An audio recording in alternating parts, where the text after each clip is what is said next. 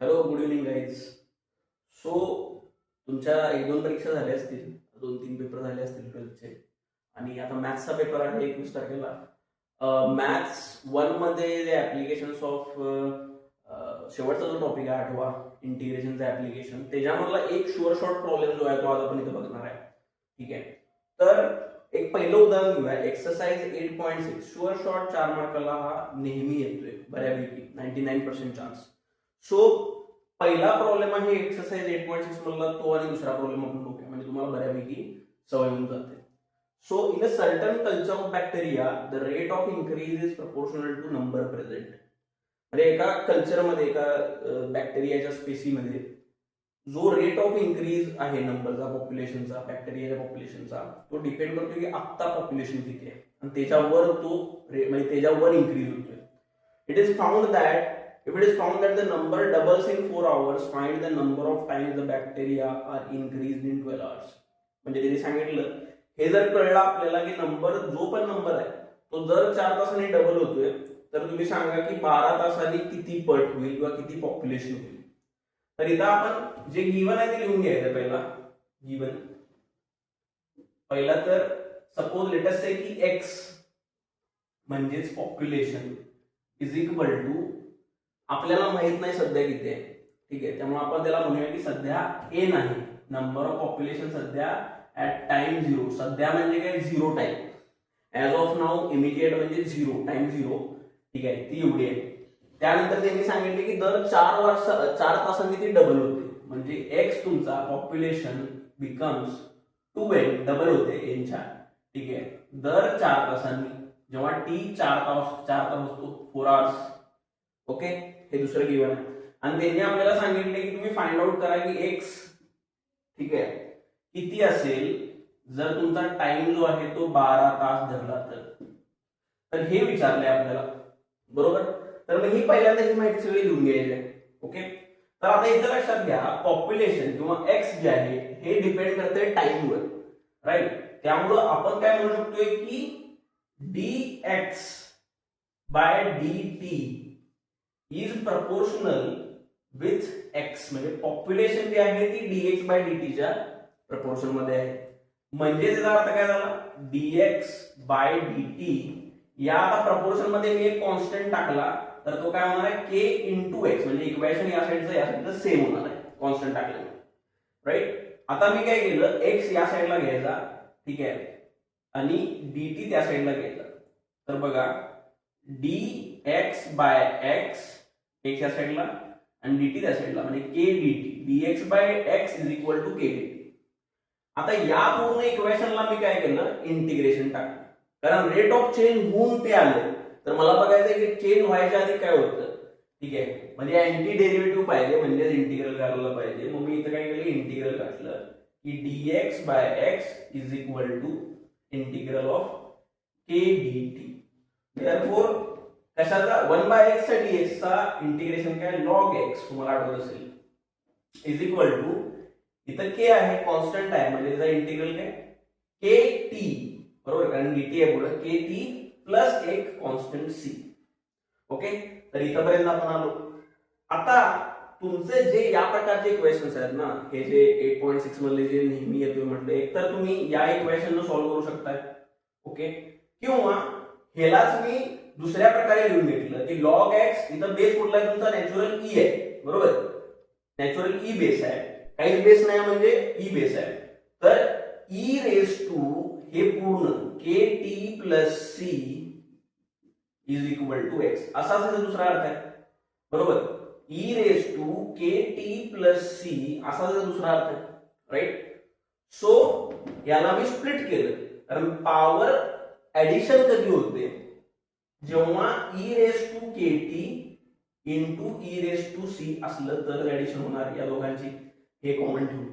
म्हणून आपण ह्याला ई रेस टू सी ला ए ने रिप्लेस केलं, A into E raise to K T is equal to X. का, कारण ई पण कॉन्स्टंट आहे, ठीक आहे, एक स्पेसिफिक व्हॅल्यू आहे त्याची, आणि त्यामुळे ई रेस टू सी ला आपण म्हणू शकतोय डिवाइस कॉन्स्टंट, कारण आपल्याला सी च्या जागी आपण ए घातलं, ठीक आहे, कॉन्स्टंट. सो हे झालं तुमचं इक्वेशन. तर यावर मग तुम्हाला सोडवतंय. आता हा जो पण डाटा दिलाय या इक्वेशन मध्ये किंवा या इक्वेशन मध्ये घालायचा आहे, ठीक आहे. त्यानंतर तुम्हाला एक्स काढायचा आहे किंवा टाइम काढायचा आहे. ओके, तर आता आपण काढूया. तर पहिल्यांदा तर बघा, हा जो डाटा आहे सुरुवातीचा टाइम 0चा तुम्ही यामध्ये टाकतो, तर a into k e raise to k into time is equal to 0 is equal to x म्हणजे किती आहे, तर एन आहे, ठीक आहे, एक पटच आहे, राईट. देअरफॉर आता e raise to k into 0 म्हणजे ई रेस टू 0 म्हणजे a into E raise to 0 म्हणजे 1, त्यामुळे a is equal to 1, sorry a is equal to n. हे पहिलं आपलं इक्वेशन, a ची व्हॅल्यू. नाव हा दुसरा डाटा दिलाय तो मी इथे टाकतो या इक्वेशन मध्ये. या इक्वेशन आपण सॉल्व्ह करायला लागलो, यामध्ये मी दुसरा जो डाटा दिलाय तो टाकतो. तर बघा, a into E raise to K T is equal to x, ठीक आहे. देअरफॉर, ठीक आहे, a into E raise to k into t किती आहे, 4 तास म्हणजे 4k is equal to x. काढायला तर एक्स किती होणार, 2n होणार, ठीक आहे. When t is equal to 4 hours, right. आणि a ची व्हॅल्यू आपण किती काढलेली, n, त्यामुळे n into E raise to 4k is equal to 2n. Therefore n गेलं त्यामुळे e raise to 4k is equal to 2. हे झालं माझं दुसरं इक्वेशन. आता तिसऱ्या हे जी व्हॅल्यू काढण्यासाठी मला ई रेस टू 4k ची पण मिळालेली आहे, A raise to A is equal to n ची पण व्हॅल्यू मिळालेली आहे. मग त्यामुळे याच्यामध्ये हा डाटा काढण्यासाठी मी टाकतो या परत या इक्वेशनचा वापर करतो. काय आपलं इक्वेशन आहे, ए इंटू के टी. आता ए किती आहे, ए म्हणजे एन, म्हणजे n into E raise to K t, e raise to K t, t किती आहे आता 12 hours, 12k, बरोबर, इज इक्वल टू किती असायला पाहिजे तेच काढायचं, तेच माहित नाही आपल्याला, तेच माहित नाही, त्याला एक्स म्हणा. देअरफॉर आता याला n into E raise to 12k म्हणजेच किती, n into E raise to 4k, ज्याची व्हॅल्यू मला माहित आहे त्या व्हॅल्यूच्या फॉर्मॅट मध्ये टाकणार, into 3 is equal to x, बरोबर. कारण इंडेक्स मध्ये आपल्याला माहित आहे की e raise to 4k into raise to 3 म्हणजेच E raise to 12k. Split करून घेतलं ई रेस टू 12k ला. Therefore n into E raise to 4k किती आहे, 2, 2 raise to 3 is equal to x, right. Therefore n is equal to x, n is equal to 8, n into 8 is equal to x. Therefore x is equal to 8n, म्हणजे 8 पट होणार तुमची population 12 तासांनी. समजलं. तसं पण तुम्ही कॅल्क्युलेशन केलं तर जर 4 तासांनी डबल होते तर पहिल्यांदा तुमची एन आहे टी 0 ला, तर 4 तासांनी किती होणार, 2n होणार. 8 तासांनी किती होणार, 4n होणार, त्या डबल होणार. आणि 12 तासांनी काय होणार, 4n च्या डबल म्हणजे 8n होणार, ती झालेली आहे. तर आपण हे इंटिग्रेशन प्रूव्ह करू. समजलं. सिंपल आहे, अवघड नाही. यामध्ये थोड्या वेगळ्या प्रकारचं उदाहरण आहे, ठीक आहे. पुढचं उदाहरण बघूया, ठीक आहे. तुम्हाला लिहून घ्यायचं असलं तर तुम्ही पॉज करा. चलो,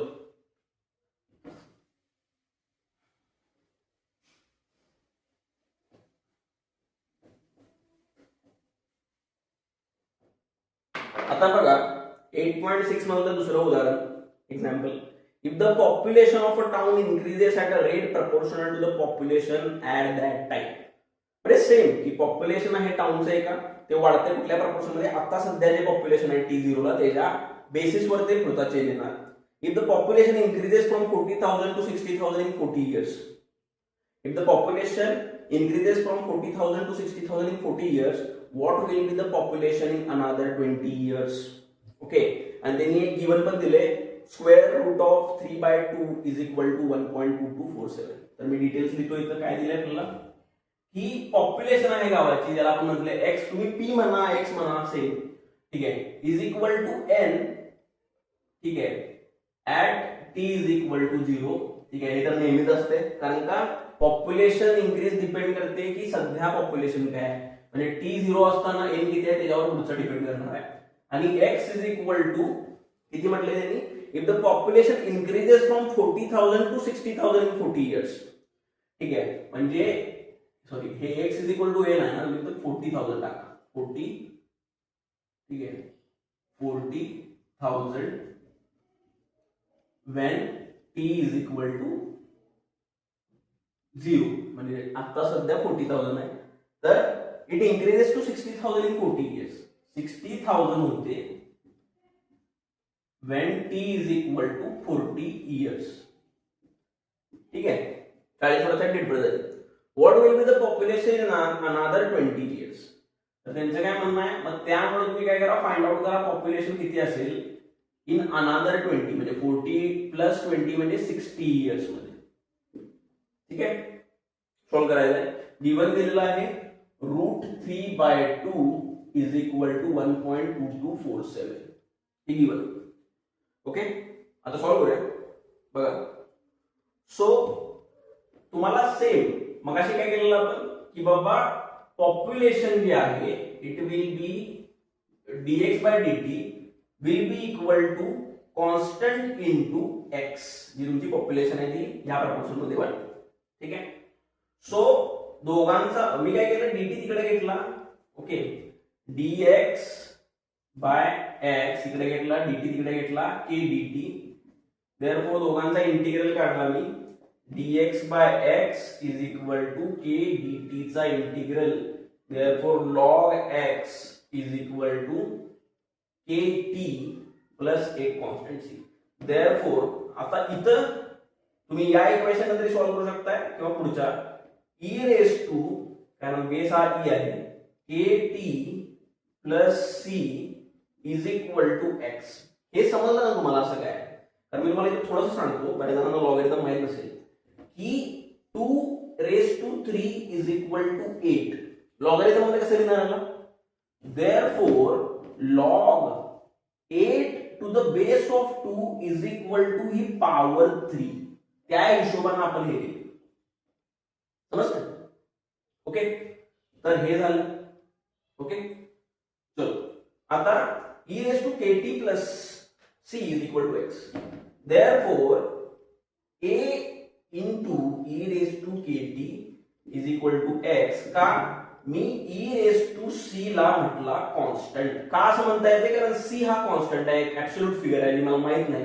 e माहित आहे मला, पण ती ऍब्सोल्यूट फिगर आहे. a याला e⁻c ला मी a ला कॉन्स्टंट म्हणू शकतो, कारण व्हेरिएबल नाही कुठला त्यामध्ये.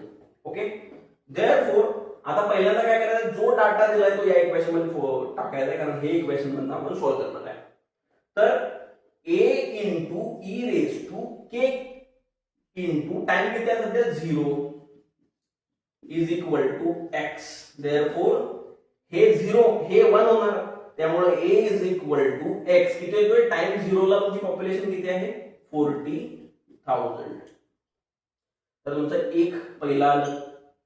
ठीक आहे, आता दुसरं काय करायचंय की ही माहिती टाकायची आहे की a इंटू, ठीक आहे दिसतंय का इथे तुम्ही, a into e⁻tk is equal to x. म्हणजेच a किती आहे आपलं 40,000. ठीक आहे, टाइम किती आहे आता, टाइम 60 इयर्स, म्हणजेच e⁻60k. Okay, is equal to x किती आहे आता काढायचा x. ऑलराइट, आता बघा 40,000 इंटू, आता मला काय काय माहित आहे. ठीक आहे, मला हे माहित आहे, एक सेकंड, 40,000. ओके, हे मधलं टाकायचं राहिले आपलं.